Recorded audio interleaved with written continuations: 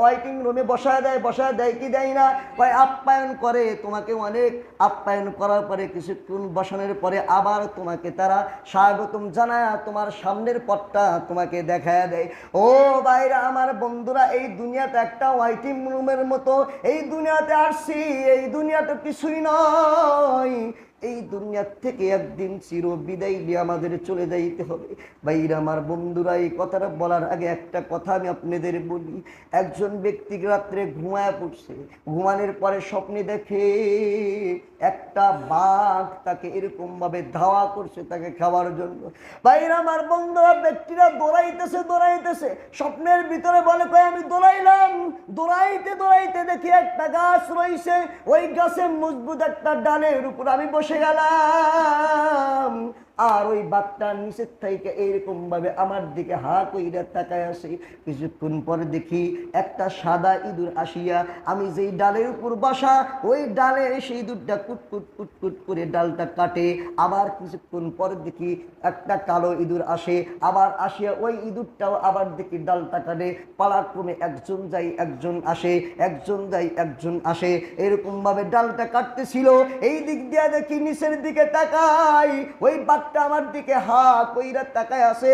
আবার তার নিচে দেখি দাউ দাউ করে একটা গর্তের ভিতরে আগুন জ্বলতেছে।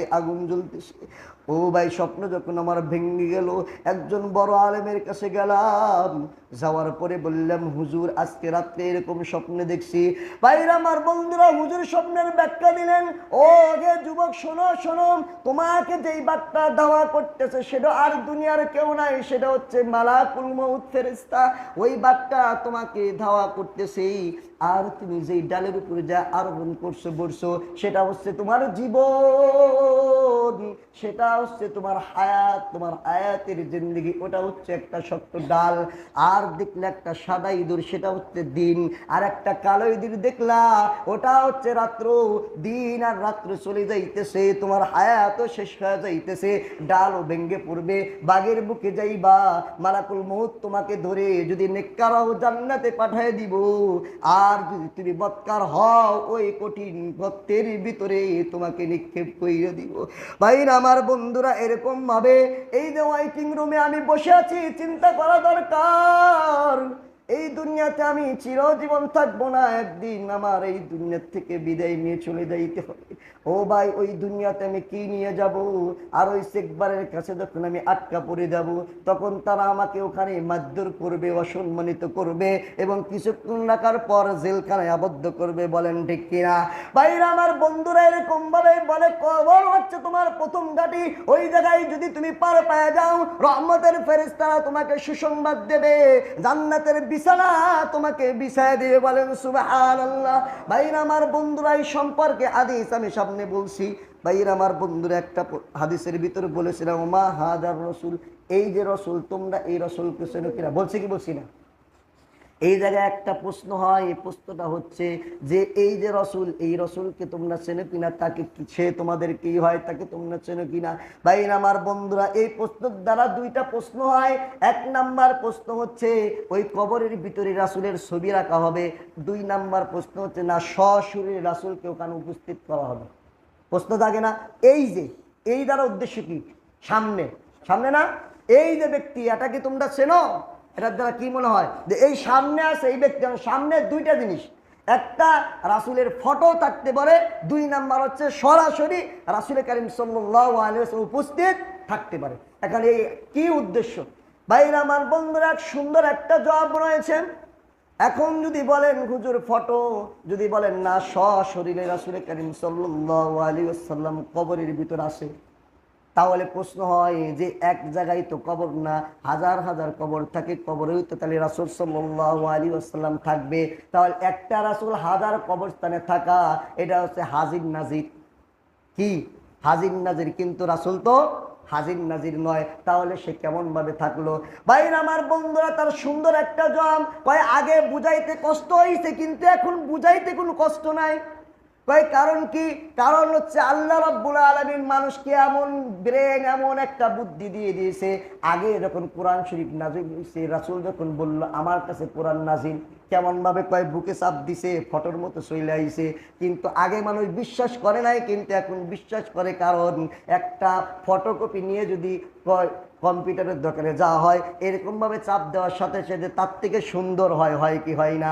ভাইরা আমার, বন্ধুরা, এরকম ভাবে বুঝেন। এখন সহজ, রাসূল কারীম সাল্লাল্লাহু আলাইহি ওয়াসাল্লাম সশরীরে উপস্থিত। কেমন ভাবে? ওই যে একটা কবরে উপস্থিত। দুনিয়ার বুকে তোমরা কি দেখো না, ব্রাজিল, আর্জেন্টিনা, অস্ট্রেলিয়া খেলা হয়, খেলা হয় ব্রাজিলে, খেলা হয় অস্ট্রেলিয়া, কিন্তু সেই খেলাটা উপভোগ করে বাংলাদেশের বিভিন্ন অঞ্চলে উপভোগ করে কে করে না? কেন? খেলা হয় এক জায়গায়, দেখে সারা পৃথিবীর মানুষ। দেখে কি দেখে না?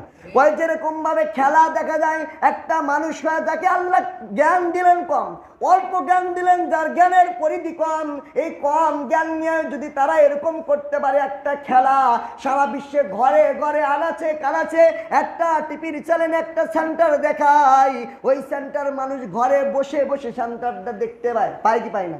ওরকম ভাবে মানুষ যদি দেখাইতে পারে, আমি আল্লাহ মানুষের থেকে তো হাজার হাজার গুণে, আমি হলো আলিমুল হাকিম, আমার জ্ঞান হচ্ছে অনেক, আমার রাসূলকেও আমি সেরকম ভাবে দেখা দিই। বলেন সুবহানাল্লাহ।